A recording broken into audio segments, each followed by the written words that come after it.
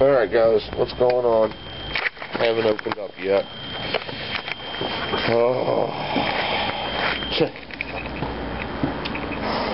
I have had a lot of people hit me up about my shop getting broken into.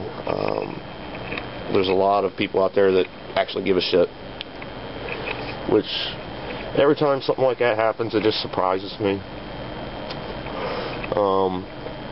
You know, I've got guys that I've grown up with that don't give a shit, and here there are people out on YouTube that I've never ever met that give a shit, that's donated to help, and it just blows me the fuck away.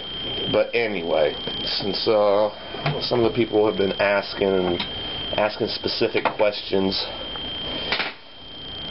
I thought I'd do a little video and show you what's going on. Now, when they broke in, they mainly all they got was my tattoo gear. Now, they didn't take like my autoclave, my ultrasonic. That's the stuff that we use to clean our materials with. They didn't take that. Somebody was like, it was industrial espionage, and you know, when they said that, it kind of made me chuckle, because one of the times my shop got broken into, you could tell it was another tattoo shop that was trying to put me under. They only took tattoo gear. They took my autoclave, which that's the most expensive thing that it takes to work. They've come down in price. When I first started, they were about $5,000. Now you can pick one up for about $2,000. You can get it cheapo for less than that, but the one I had was about $5,000. It was heavy, so they couldn't cart it off easily. Next to my old shop was a funeral home. They broke into their garage and was putting the heavy stuff there. So everything that was heavy, we recovered. The guy came over, and I actually did a tattoo for the guy for bringing my stuff back. He, being a funeral home, he wanted the autopsy where they cut you. He wanted the little dots where they cut you open, and then there was like a slash mark here where they put the tube in you to put the embalming fluid. But anyway, I'm getting off track. I thought it was a cool tattoo, though. I mean, who's going to get the embalming and the autopsy marks? I mean, this took his whole chest. But anyway, they took all my ink, all my guns, and at the time I had probably a collection of about 15 guns. And the one that pissed me off the most, well, there's two that pissed me off. One was my very first tattoo gun. I'd had it for about 10 years. 8 to 10 years when they broke in. It was somewhere in that time period. I'd had it since I started, and I still used it. The other one they took was a sideways gun. Usually your coil's set this way. Well, this one, the coil's set this way. So I had, like when my armature bar wore out, I had to have it specially made. They actually took 2 armature bars and tapped and drilled it. But anyway, it was just a weird looking tattoo gun. It was sideways. I got it off of eBay. I seen it and thought, well, that looks fucking weird as hell, and I bought it just because it was weird. And it sat on my shelf in my collection for like 6 months before I ever used it. And once I used it, that was the end of it. It was my outline gun, because the balance on it was so good, because it was set up different. It was awesome. But anyway, this time, all they took was my gun, my power supply, and hold on, my kid's here. Okay, where was I? Yeah. They took my tattoo guns, so I ended up borrowing one from a buddy. This is a gun that he put together a while back out of pieces and parts. He parted it together. It sucks. I had to make springs for him. I had to cut it down. because he wanted it to work. So I mean, it works, but not real well. Then a buddy, another buddy, had he's a house artist. He bought some equipment and he loaned me this one.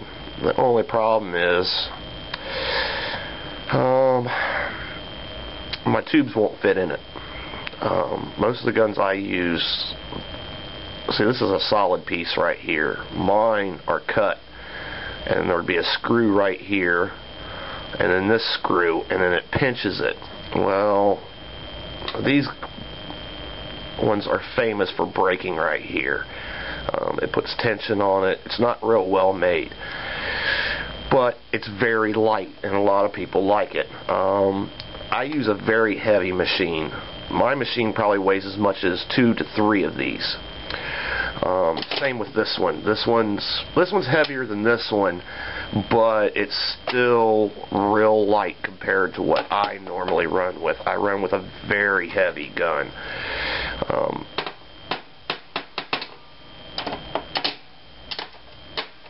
Here's the difference.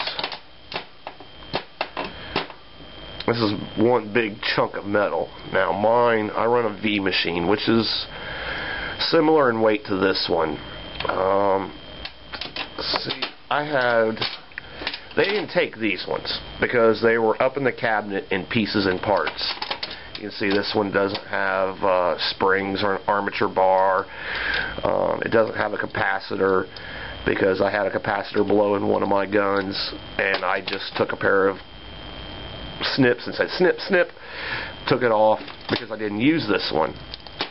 These two I bought off of a kid that thought he was going to be a tattoo artist and found out it was harder than it looked, so he come in and sold them to me. Here's a frame to another machine, gun, machine. I hate that argument.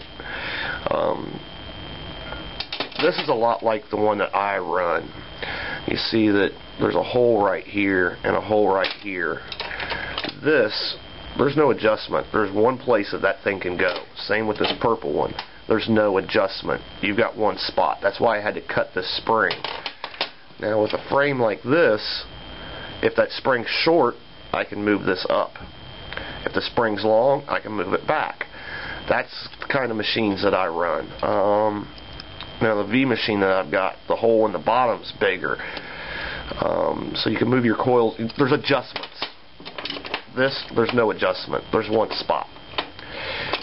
There's one spot for your contact point.